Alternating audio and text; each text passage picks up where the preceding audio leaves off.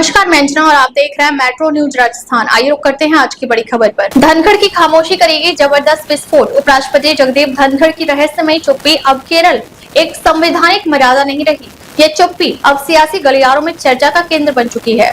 जब कोई इतना मुखर, स्पष्टवादी और तेजस्वी नेता अचानक से शांत हो जाए तो समझा जाना चाहिए कि पानी के नीचे कुछ बड़ा पक रहा है। राजनीतिक संकेत साफ कह रहे हैं कि धनखड़ एनडीए को भीतर से चुनौती देने को तैयारी में है। धनखड़ कोई आम नेता नहीं है। उनका राजनीतिक इतिहास बताता है कि वे टकराव से डरते नहीं बल्कि उसका सटीक जवाब देना जानते हैं। पश्चिम बंगाल में राज्यपाल रहते हुए उन्होंने ममता बनर्जी को जिस प्रकार खुली चुनौती दी वह उनकी कार्यशैली का परिचायक है, लेकिन आज उनका यह मौन वास्तव में एक बगावत की प्रस्तावना बनता दिख रहा है।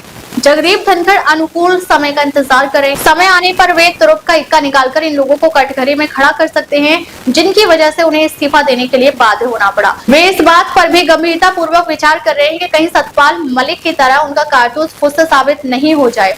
अपना नफा और नुकसान भी तोड़ना धनखड़ को बखूबी आता है। वे जानते हैं कि सत्ता में ऐसे लोग भी बैठे हैं जो उनको नेस्तनाबूद करने के लिए सीबीआई और ईडी को पीछे लगा सकते हैं। सभी बिंदुओं पर विचार भी किया जा रहा है और अपने शुभचिंतकों से निरंतर विचार विमर्श भी जारी है। एनडीए की मौजूदगी राजनीति में जहां एक नेता के इर्द गिर्द सत्ता का पूरा चक्र केंद्रित हो चुका है, वहाँ स्वतंत्र विचार रखने वाले नेताओं के लिए स्थान लगभग समाप्त हो गया है। धनखड़ जैसे व्यक्ति के लिए यह घुटनपूर्ण स्थिति असहनीय हो सकती है। यही कारण है कि अब उनके इर्द गिर्द की गतिविधियां असामान्य रूप से तेज हो गई हैं। ना तो वे भाजपा नेतृत्व से प्रत्यक्ष संवाद में है और न ही सार्वजनिक कार्यक्रमों में सक्रिय। खबर मिल रही है कि वे भीतर ही भीतर अपने लिए अगली लड़ाई की जमीन तैयार कर रहे हैं। सियासी गलियारों में कानाफूसी है कि धनखड़ न केवल भाजपा के असंतुष्ट वर्ग से संवाद कर रहे हैं बल्कि विपक्षी नेताओं, विशेष रूप से कांग्रेस और इंडिया गठबंधन के कुछ प्रमुख चेहरों के साथ परोक्ष व अपरोक्ष संपर्क में है। यह संवाद फिलहाल अनौपचारिक, लेकिन इसका स्वरूप गंभीर होता जा रहा है। विपक्ष की नजर में धनखड़ वह चेहरा बन सकते हैं जो संविधान, मर्यादा और भाजपा के भीतर के विद्रोह, इन तीनों का संतुलन बनाकर प्रस्तुत किया जा सकता है।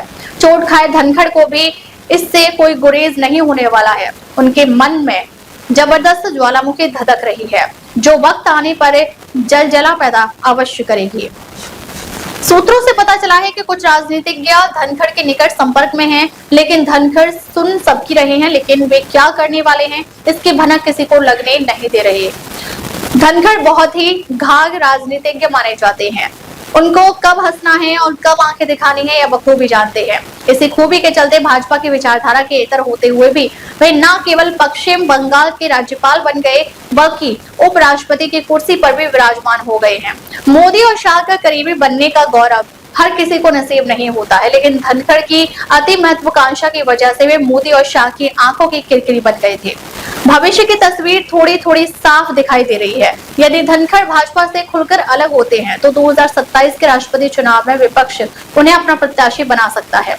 अगर ऐसा होता है तो एनडीए के लिए सिर्फ एक चुनावी चुनौती नहीं बल्कि एक गहरे मनोवैज्ञानिक झटके की तरह होगा। धनखड़ इस समय जितने शांत हैं उतने ही तैयार भी हैं। उनकी चुप्पी में गूंज है और उनकी आंखों में वो भाषा है जो सत्ता की सीमाओं को चुनौती देना चाहती है।